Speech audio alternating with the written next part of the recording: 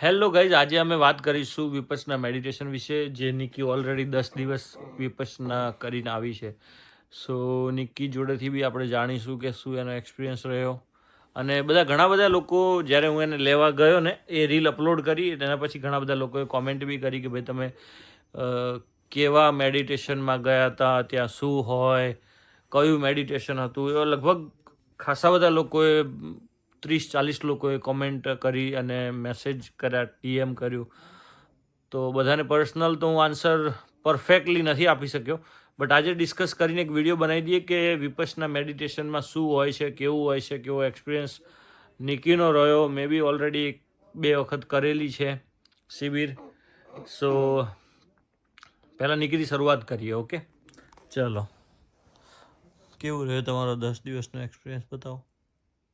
Hard પણ રહ્યો અને બહુ સરસ પણ રહ્યો. મેં આના પહેલાં કરેલી છે મેડિટેશનના 2 કેમ્પ કરેલા છે ને 3rd હતું મારું, બટ યુકેમાં ફર્સ્ટ હતો. ઓકે. અને મેં પહેલાં એક ચિલ્ડ્રન કોર્સ કરેલો છે ઇન્ડિયામાં ને એક 10 ડેઝનો કર્યો છે, પણ એ 3 કોર્સમાં આ કોર્સ બેસ્ટ હતો. ઓકે, સો પહેલાં હું તમને સમજાવી દઉં કે અગર તમે કોઈ ફર્સ્ટ ટાઈમ વિપશ્યના કરવા માંગો છો, તમે કોઈ વખત લાઈફમાં વિપશ્યના મેડિટેશન નથી કર્યું, તો તમારે પહેલાં 10 ડેઝનો જ કોર્સ કરવો પડશે, રાઈટ? યસ. 10 ડેઝનો જ કોર્સ તમને થશે. એ 10 ડેઝ કર્યા પછી જ તમે 3 ડે છે કે 7 ડે છે કે 15 ડે કે વોટ 10 ડેઝ કરેલો હશે તો જ તમને એ લોકો અલાઉડ કરશે બાકીના કોર્સમાં, રાઈટ? સો પહેલાં હું તમને બ્રીફલી થોડુંક બતાવી દઉં કે 10 ડેઝમાં એ લોકો શું કરાવે છે, રાઈટ? સો 10 ડેઝનો કોર્સ હોય છે, ત્યાં ઓલરેડી એકદમ કીપ સાયલેન્સ, તમારે મૌન રાખવાનું હોય છે, આર્ય મૌન, કે તમે એકબીજાની સામે જોઈ બી ના શકો, ઇશારા બી ના કરી શકો, રાઈટ? અને તમારે ટોટલી મૌન, બિલકુલ બી નહીં, કશું બોલવાનું નથી. તમને પર્સનલ, અહીંયા યુકેમાં તો એવી ફેસિલિટી નથી હોતી પર્સનલ રૂમની, બટ નોર્મલી ઇન્ડિયામાં તો પર્સનલ રૂમ મળતા હોય છે. ઓકે, સો એ લોકો તમારો ફોન્સ, તમારા સ્માર્ટ વોચ બધું જ લઈ લેશે. કોઈ કશું જ તમારે 10 દિવસ તમારે પ્રોપર આઉટસાઇડ કોઈ કોન્ટેક્ટ નહીં તમારો, એમ. ફર્સ્ટ હું ગઈ જ્યારે અહીંયાથી 10 ડેઝ માટે, બરાબર, તો હું વેનસડે ગઈ, તો સાંજે મેં 5 વાગે ફોન સબમિટ કરી દીધો. ઓકે. અને ડે 0 કહેવાય. પછી નેક્સ્ટ ડે થર્સડેથી મારું સ્ટાર્ટ થયું ડે 1. તો મેં વેનસડેનો ફોન સબમિટ કરાવ્યો હતો અને 5 વાગ્યાનો. અને ત્યારે વેનસડેથી 7 o'clockથી સ્ટાર્ટ થઈ ગયું નોબલ સાયલન્સ, અને જેને કહેવાય આર્ય મૌન. તો તમારે કોઈના સામે પણ જોઈને ઈશારાથી પણ તમે વાત ના કરી શકો, કે બોલીને પણ નહીં, કંઈ પણ નહીં, તમે કોઈની જોડે કોન્ટેક્ટ ના કરી શકો. ઓકે. અને અહીંયા તો લોકો આઈ કોન્ટેક્ટ પણ એવોઇડ કરતા હતા, એકદમ ડિસિપ્લિનમાં હતા બધા. અને મારા રૂમમાં મારી સાથે બીજા 3 રૂમમેટ્સ હતા મારા. બધી અહીંયાની પબ્લિક હતી, બ્રિટિશ પબ્લિક મારી સાથે. અને અમે બધા ડિફરન્ટ એજના હતા. ફર્સ્ટ ડે અમે મળ્યા તો 5 to 7 o'clock 2 hours અમે ઇન્ટ્રો કર્યો એકબીજાનો. ઓકે. યસ. અને પછી 7 o'clockથી અમારું નોબલ સાયલન્સ સ્ટાર્ટ થઈ ગયું એમના ઇન્સ્ટ્રક્શન પ્રમાણે. અને પછી અમે એક 1 hourનું ત્યાં કર્યું મેડિટેશન. અને પછી સ્ટાર્ટ થઈ ગયું નેક્સ્ટ ડેથી, ડે 1થી. ઓકે. અને ત્યાં સવારે મોર્નિંગમાં 4 o'clock ઉઠી જવાનું. ઓકે. એ આવે બેલ વગાડવા માટે. હા. અને 4 o'clockથી ઉઠી જવાનું. અને 4:33 4 to 4:30 તમને ફ્રેશન અપ થવાનો ટાઈમ મળે. અને 4:30થી સ્ટાર્ટ થઈ જાય મેડિટેશન. 4:30 to 5:35 સમથિંગ હોય.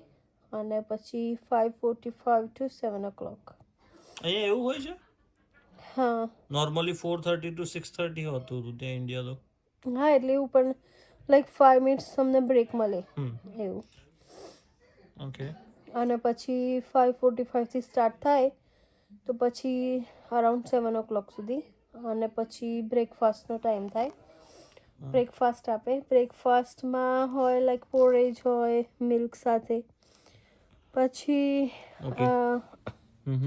પછી પછી આપણે જે રેઝન્સ આવે ને કાળી દ્રાક્ષ એ, પછી પ્રોન્સ, એ બધું બોઇલ કરીને એ લોકો આપતા હતા. તું થોડુંક પછી જલ્દી કહેજે, કેમ કે અધરવાઇઝ વિડીયો અડધો કલાકનો થઈ જશે. ફટાફટ. હા, પછી એ લોકો, હા, પછી યોગર્ટના સાથે અહીંયા બધા મુસલી ને બધી સિરિયલ્સ આવે એ બધું નાખીને ખાય, અને ફ્રૂટ્સ હોય લાઈક એપલ, બનાના ને એવું, પિયર્સ ને એવું. ઓકે. પછી સો હું થોડુંક તને ઇન્ટર કરું, બરાબર છે? સો અને અહીંયા બ્રેકફાસ્ટ પૂરો થાય. સાંભળ. સો અહીંયાનું તો નિકી તમને ગાઈસ કહેશે જ. હું તમને ફટાફટ એક 10 ડેઝમાં નોર્મલી ઇન્ડિયામાં કઈ રીતે કરાવતા હોય છે તમે લોકોને એ કહી દઉં કે 4:30 તમને એ લોકો, તમે જાગી જાઓ તો ઠીક છે, અધરવાઇઝ એ લોકો ધમ્મસેવક હોય તમને જગાડવા આવે તમારા રૂમે. અને 4:30 to 6:30 ગ્રુપ સિટિંગ હોય, રાઈટ? સો ગ્રુપ સિટિંગમાં તમારે 1 hour પછી એ લોકો તમને કહે નહીં કે ભાઈ બ્રેક છે, બટ તમારે અગર કંઈ વોશરૂમ કે પાણી પીવા જવું હોય તો તમે જઈ શકો, અને પછી આવીને પાછું તમારે કન્ટિન્યુ કરવાનું ગ્રુપ સિટિંગ, રાઈટ? અને એના પછી 6:30 બ્રેક મળતો હોય છે 8 o'clock સુધી, રાઈટ? એમાં તમે શાવર લેવું હોય, તમારે નાસ્તો એ બધું જ.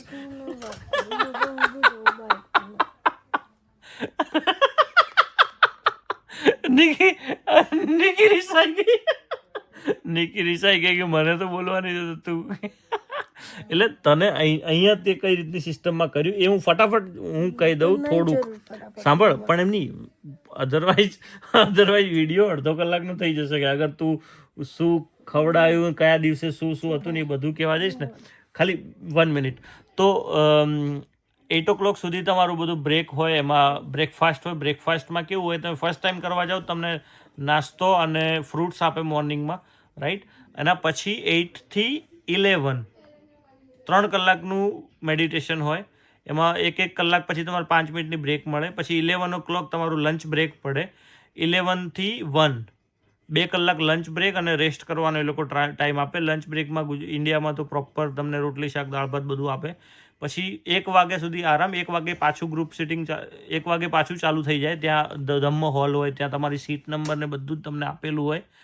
તો 1 વાગ્યાથી લઈને 5 વાગ્યા સુધી પ્રોપર તમારું મેડિટેશન ચાલે. એમાં ટીચર બી હોય ત્યાં હોલમાં, અને પ્રોપર એ લોકો તમને ગાઈડ કરતા હોય કઈ રીતે શું કરવાનું. અને કલાકે તમને 5 મિનિટની બ્રેક આપે. ઓકે, સો 5 વાગ્યા સુધી ત્યાં રહેવાનું, મેડિટેશન કરવાનું. 5 વાગ્યાથી 6 વાગ્યા સુધીની બ્રેક મળે છે. એ ઇવનિંગમાં તમને મમરા અને ફ્રૂટ આપે, અને ચા કે દૂધ. અને જો તમે સેકન્ડ ટાઈમ આવ્યા હોય તો લીંબુ શરબત ખાલી. બરાબર છે? ઓકે. અને પછી પાછું મેડિટેશન સ્ટાર્ટ થઈ જાય 6 o'clock. તો 6 to 7:30 સુધી મેડિટેશન હોય, અને 7:30 to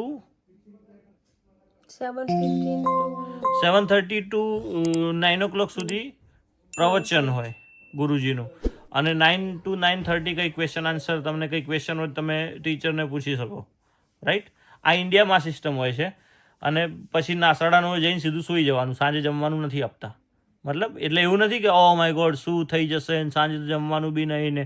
પણ એ તમને લંચ, બ્રેકફાસ્ટ અને ઇવનિંગમાં એટલું ભરપેટ તમે પ્રોપર થઈ જાઓ, એ તમારે સાંજનું જમવાનું જરૂર બી નથી પડતી. મને તો ભૂખ બી નથી લાગતી રાતે, રાઈટ? સો હવે નિકી જોડેથી થોડુંક જાણીએ અહીંની સિસ્ટમ શું છે. અહીંયા એક જે ગઈ નહીં ને, અને બેઝિકલી લાઈક કે સાંજે જમવાનું નથી આપતા. અને એનો મોરલ ઓફ ધ સ્ટોરી એ જ કે ભાઈ તમે ફૂલ પેટ હોય તો તમે ધ્યાન ના કરી શકો, રાઈટ? એવું. તારો અનુભવ કેવો હતો? ચાલ એ કહો. હા, તારો અનુભવ કેવો હતો તને? મારો એક્સપિરિયન્સ તો બહુ સારો હતો. પહેલા 2 દિવસ તો નીકળી ગયા, પણ 3જા દિવસથી પછી બહુ તકલીફ થવાની સ્ટાર્ટ થઈ. 4થા અને 6ઠ્ઠા દિવસે તો એમ થયું કે ના, હવે તો હું ભાગી જ જાઉં. અચ્છા. હવે તો નથી જ રહેવું એમ. કેમ કે અહીંયા તો લાઈક જમવાની ને બધી બહુ પ્રોબ્લેમ થતી હતી મને. આપણે લાઈક ઇન્ડિયન ફૂડ ખાઈએ અને અહીંયા બધું અહીંયાનું ફૂડ આપતા હતા, સલાડ્સ ને એવું બધું ડિફરન્ટ, એટલે થોડીક એ મને તકલીફ પડતી હતી.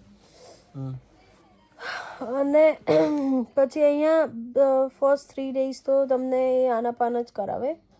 એમાં તમારે જે શ્વાસ બ્રીથ ઇન અને બ્રીથ આઉટ કરો ને તો નોઝ ઉપર તમારે કોન્સન્ટ્રેટ કરવાનું. હા, અને પછી 4th day તમારું લાઈક આફ્ટરનૂનમાં સ્ટાર્ટ થાય તો 2 to 5 o'clock સુધીનું આફ્ટરનૂનનું 3 hours સેશન હોય. એમાં એમાં વિપશ્યના કરતા શીખવાડે. હા, ઇન્ટ્રો કરાવે ગુરુજી, એવું હોય. અને 4th day થી તમારી વિપશ્યના ચાલુ થાય. અને વિપશ્યનાનો મતલબ મેડિટેશનનો બેઝિક ઓવરઓલ વ્યૂ એવો હતો કે લાઈક તમારા માઇન્ડને કોન્સન્ટ્રેટ કરવાનું અને જે પણ કરંટની જે રિયાલિટી છે, સિચ્યુએશન છે, એને તમારા બોડીના ડિફરન્ટ પાર્ટ્સમાં તમે ડિફરન્ટ સેન્સેશન ફીલ કરી શકો. તો બસ વિપશ્યનાનો મતલબ એ કે તમારા બોડીને ઓબ્ઝર્વ કરવું, બોડીમાં જે ડિફરન્ટ સેન્સેશન થતા હોય એને ઓબ્ઝર્વ કરવું, અને જે બી ફીલ થતું હોય એ તમારે ક્ષમતામાં રહી અને એને એક્સેપ્ટ કરવું. ઓકે, સો હું તમને આમાં આ થોડુંક વિપશ્યનાનો મતલબ. આમાં હું એડ કરી દઉં કે વિપશ્યનાનો મિનિંગ છે વિશિષ્ટ રૂપથી જોવું, રાઈટ? સો એમાં કેવું છે કે તમે દરેક પ્રોબ્લેમ્સ લાઈફમાં દરેકને અપ એન્ડ ડાઉન, સારા ખરાબ, ખુશી દુઃખી, જે બી ચીજો તમારા લાઈફમાં થાય છે એને તમે એક સાક્ષી બનીને એક નોટિસ કરો, જુઓ, ઓકે આવું થયું, ઓકે, પછી થોડા ટાઈમ પછી એ ખતમ થઈ જશે. તો એ બધું કે અનિશ્ચિત છે, રાઈટ? તો કોઈ પરમેનન્ટ તો છે નહીં લાઈફમાં, બધું જ ટેમ્પરરી છે. તો કોઈ પણ ચીજ માટે આપણે એટલું બધું હાઈપર થવાની જરૂર નથી. એક ટાઈમ આવશે કે ખતમ થઈ જશે. સો એ જ શીખવાડે છે ગુરુજી. ઓકે, તો જો અગર એને તમે તમારા લાઈફમાં ઉતારો ડેલી પ્રેક્ટિસમાં, તો લાઈક તમને બહુ બધો બેનિફિટ જોવા મળે. અને લાઈક લાઈફ પણ તમારી જે જીવવાની લાઈફસ્ટાઈલ હોય એ પણ થોડીક ઇઝી થઈ જાય. અને છે ને વિપશ્યના કરવાથી તમને એક અલગ લેવલનો કોન્ફિડન્સ તમારા અંદર આવતો હોય છે, જે મેં તો સ્પેશિયલી અનુભવ કર્યું છે. અને તમને વિઝડમ, હે ને, શાણપણા, તમે આમ નથી આમ અમુક કહેતા કે હારા આને તો કંઈ ખબર નહીં, પણ શાણપણ આવી જાય તમારામાં કે આ બહુ આમ આના અંદર વિઝડમ બહુ છે. પછી તમારા અંદર એટલી શાંતિ આવી જાય, ટોલરન્સ, સહન શક્તિ બહુ આવી જાય. તમને અગર લોકો કંઈ બોલે બી ને તમને એમ લાગે કે આ લોકો પાગલ છે, એમને સમજ નથી દુનિયાદારીની, રાઈટ? એટલે એ બોલે છે. તો આ બધા અલગ લેવલના વિચારો તમને આ વિપશ્યના આપે છે, બરાબર? તો ઇટ્સ ગુડ. તમને અગર કોઈને વિપશ્યના વિશે પર્સનલ ઇન્ફોર્મેશન બી જોઈતી હોય તો બી અમને ઇન્સ્ટાગ્રામ પર DM કરજો, કોમેન્ટ કરજો. અમે રૂબરૂ તમને સમજાવીશું શું છે, કઈ રીતનું છે. અગર કોર્સમાં જવું હશે, યુકેમાં કોઈ રહેતા હશે ને એમને કોર્સ કરવા જવું હશે, we will definitely guide you. અને બધું તમને કરાવી આપીશું, કઈ રીતે બુક કરવો, કોર્સ શું કરવું એ બી ગાઈડ કરીશું પ્રોપર. અહીંયા હું વિપશ્યના ધમ્મા સુખાકારી સેન્ટરમાં ગઈ હતી, જે સફોલ્કમાં આવેલું છે. અને લાઈક ઇન્ડિયા કરતાં અહીંયા વધારે લોકોને એક્ટિવ છે. લાઈક એ ઓપન થાય ને સ્લોટ કોર્સનો તો 1 ડેમાં ફિનિશ, મતલબ ફૂલ પણ થઈ જાય છે એમ. ઓકે, તો તને શું લાગે છે, વિપશ્યના કરવી જોઈએ? ડેફિનેટલી કરવી જોઈએ. હા, તમારે ટ્રાય કરવો જોઈએ. હું તો મસ્ત સજેસ્ટ કરીશ કે હા ભાઈ તમે જાઓ. અને જો મને તો મારા પપ્પાએ મોકલી હતી પહેલેથી જ, પણ સમહાવ મારો ઇન્ટરેસ્ટ નહોતો પડી રહ્યો એમાં એ વખતે. હવે જેમ જેમ ડે બાય ડે મેચ્યોરિટી આવી એમ વધારે આમાં ઇન્ટરેસ્ટ પડવા લાગ્યો, અને વધારે મેં સિરિયસનેસથી આ વખતે કોર્સને ફોકસ કર્યું. તો મને વધારે મજા આવી અને એનો બેનિફિટ હું વધારે મારામાં જોઈ શકું છું. ઓકે ગાઈઝ, તો હવે વિડીયોમાં વધારે બહુ બોરિંગ થઈ જશે, કેમ કે લાંબો થઈ જશે. સો તમને કંઈ ઇન્ફોર્મેશન જોઈએ, કઈ ગાઈડન્સ જોઈએ રિગાર્ડિંગ વિપશ્યના મેડિટેશન, સો અમે ઓલવેઝ અવેલેબલ છીએ. કોમેન્ટ કરી શકો છો, DM કરી શકો છો. સો બસ અહીંયા જ વિડીયોને ખતમ કરીએ. હસતા રહો, મુસ્કુરાતા રહો. તમારા માતા પિતા અને તમારી સેહતનો બહુ જ ધ્યાન રાખો. Thank you, good bye.